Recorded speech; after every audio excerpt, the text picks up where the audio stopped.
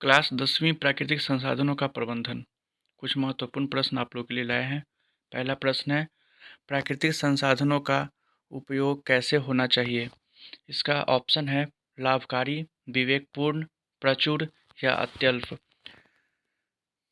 इसका सही उत्तर हो जाएगा विवेकपूर्ण। दूसरा प्रश्न है, किन कारणों से प्राकृतिक संसाधन नष्ट हो रहे हैं?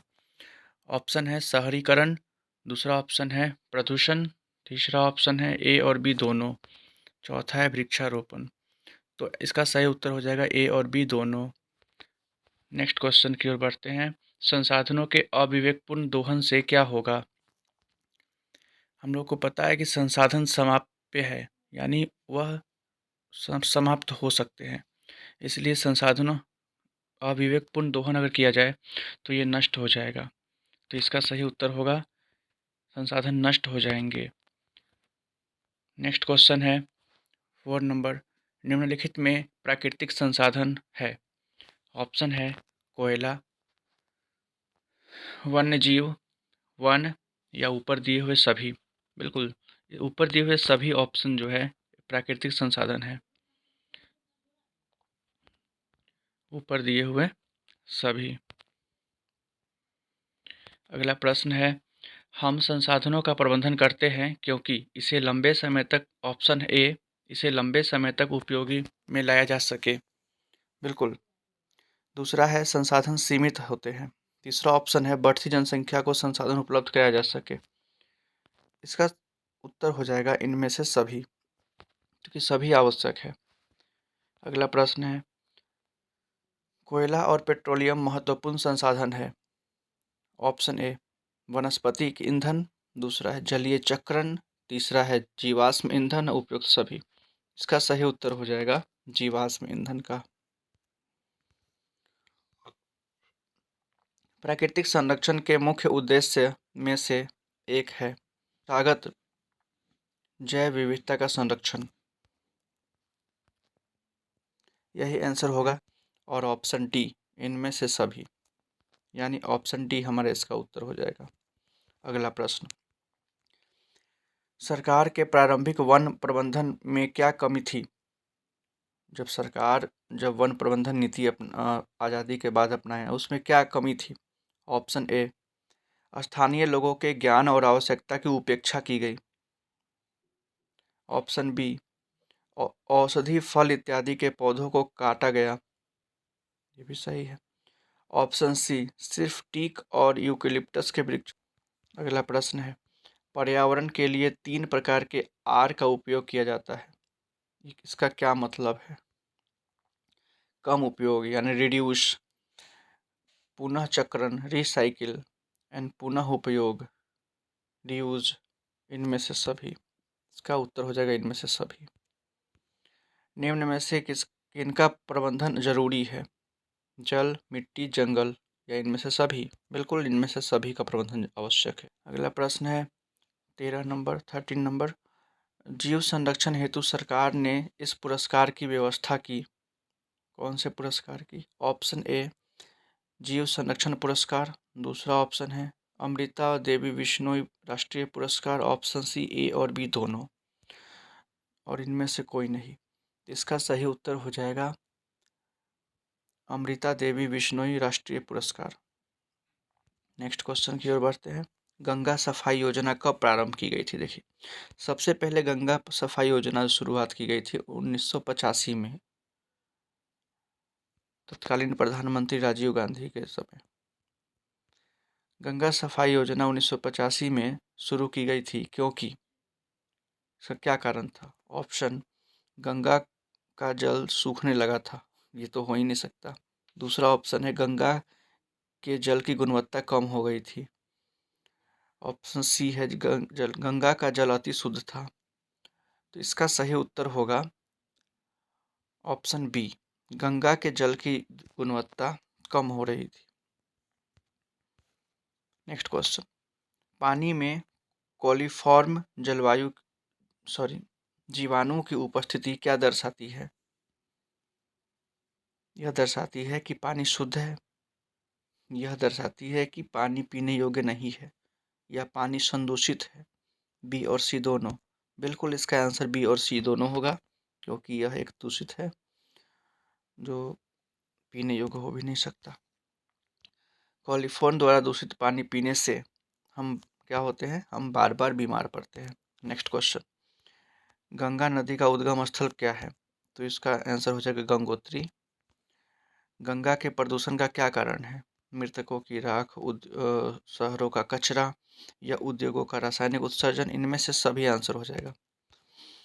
नेक्स्ट क्वेश्चन है 20, हम जल का पीएच मान सरलता से कैसे ज्ञात कर सकते हैं? बिल्कुल सर्व सूचक द्वारा, यही तरीका है। देखो इस नंबर, किन वस्तुओं का सावधानीपूर्वक उपयोग करके उन्हें बचाया जा सकता है? तो बिल्कुल सभी का, क्योंकि पानी, बिजली या पेट्रोल, तीनों को अगर सावधानीपूर्वक उपयोग में लाया जाए तो इससे बचाया जा सकता है। कांच और प्लास्टिक जैसी वस्तुओं के प्रदूषण से पर्यावरण को कैसे बचाया जा सकता है? कांच, प्लास्टिक जैसी वस्तुओं के प्रदूषण से पर्यावरण को कैसे बचाया जा सकता है? इसका सही उत्तर होगा इन वस्तुओं का पुनः चक्रण करके और इन वस्तुओं का पुनः उपयोग करके। यहाँ पुनः होगा, इसका आंसर हो जाएगा ऑप्शन डी। नेक्स्ट क्वेश्चन, जैव विविधता के विशिष्ट स्थल क्या कहलाते हैं? यानी जैव विविधता से संबंधित जो विशिष्ट स्थल होते हैं वे क्या कहलाते हैं? इसका आंसर हो जाएगा में से कोई नहीं, क्योंकि जैव विविधता से संबंधित विशिष्ट स्थल जो है वो कहलाते हैं समुद्र। 23 नंबर, 1731 में अमृता देवी बिश्नोई ने अपना बलिदान क्यों दिया था? खेजड़ी के वृक्षों को बचाने हेतु, जो वहाँ का परंपरागत वृक्ष थे उनको बचाने हेतु। वनों का विनाश हो रहा है, सड़कों के निर्माण से, औद्योगिक विकास से, बांध के निर्माण से, या इनमें से सभी से? इनमें से सभी से आंसर होगा। चिपको आंदोलन किस स्थान पर आरंभ हुआ? असम में, राजस्थान में, गढ़वाल के रेनी गांव में? बिल्कुल गढ़वाल के रेनी गांव में, जो उत्तराखंड में पड़ता है। यही आंसर होगा सही। चिपको आंदोलन क्या था? यह वृक्षों को बचाने के लिए एक स्थानीय प्रयास था। बिल्कुल यही इसका आंसर होगा। नेक्स्ट क्वेश्चन, चिपको आंदोलन न हुआ होता तो क्या हो सकता था? सरकार वन संरक्षण के सरल नियम बनाती, नए वृक्ष लगाए जाते। तीसरा ऑप्शन है कई क्षेत्र हमेशा के लिए वन विहीन हो जाते। चौथा, इनमें से कोई नहीं। तो इसका सही आंसर होगा कि कई क्षेत्र सदा के लिए वृक्ष विहीन हो जाते। अगला क्वेश्चन है, अराबारी जो मिदनापुर के वन क्षेत्र में है, वन क्षेत्र में किस अधिकारी ने ग्रामीणों को वृक्षारोपण अभियान में शामिल किया था? तो इसका सही आंसर हो जाएगा AK बनर्जी ने। नेक्स्ट क्वेश्चन, पश्चिम बंगाल के मिदनापुर में कितने जिलों में साल वृक्षों का संरक्षण किया गया है? लगभग 1275 हेक्टेयर भूमि पे। नेक्स्ट क्वेश्चन, भौम जल क्या है? भौम जल का मतलब होता है जो भूमि के नीचे चट्टानों और मिट्टी के रंध्रों में पाया जाने वाला जल, इसी को ही भौम जल कहते हैं। लाखों वर्ष पहले जीवों की जैव मात्रा के अवघटन से क्या प्राप्त हुआ? लाखों वर्ष पहले जीवों के जैव अपघटन के से हमें क्या प्राप्त हुआ? इसका सही आंसर होगा कोयला एवं पेट्रोलियम। अगला प्रश्न है, ऊर्जा के किन स्रोतों की भविष्य में समाप्त हो जाने की संभावना है?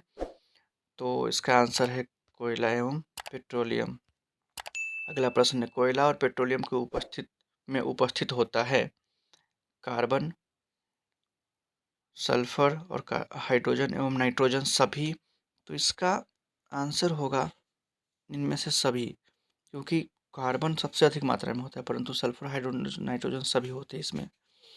तो इसका सही आंसर हो जाएगा ऑप्शन डी। नेक्स्ट क्वेश्चन है, कोयला एवं पेट्रोलियम के दहन से कौन सी विषैली गैस प्राप्त होती है? इसका आंसर है बिल्कुल इनमें से सभी। इनमें ग्रीन हाउस गैस कौन है? ग्रीन हाउस गैस कौन है? तो कार्बन डाइऑक्साइड। इसका आंसर हो जाएगा कार्बन डाइऑक्साइड। वायुमंडल में कार्बन डाइऑक्साइड की अत्यधिक मात्रा उत्पन्न होने से वैश्विक ऊष्मन यानी ग्लोबल वार्मिंग की प्रक्रिया कहलाती है ग्रीन हाउस प्रभाव। इनमें जीवाश्म ईंधन कौन है? कोयला, पेट्रोलियम या उपला? बिल्कुल इनमें से सभी होगा नहीं, ऑप्शन डी होगा, ए और बी, कोयला एवं पेट्रोलियम। पेट्रोलियम का उपयोग होता है मोटर वाहनों में, जलयान में, वायुयान में, इनमें से सभी में। बिल्कुल इसका उत्तर हो जाएगा इनमें से सभी। अगर हम मोटर वाहन के स्थान पे पैदल या साइकिल का उपयोग करें तो तो ऑप्शन पेट्रोलियम की खपत कम हो जाएगी। ठीक है। ऑप्शन टू, ऑप्शन बी, वातावरण में प्रदूषण का स्तर कम हो जाएगा। ऑप्शन सी, ए और बी दोनों, ये दोनों हो सकता है सही आंसर, ए और बी दोनों।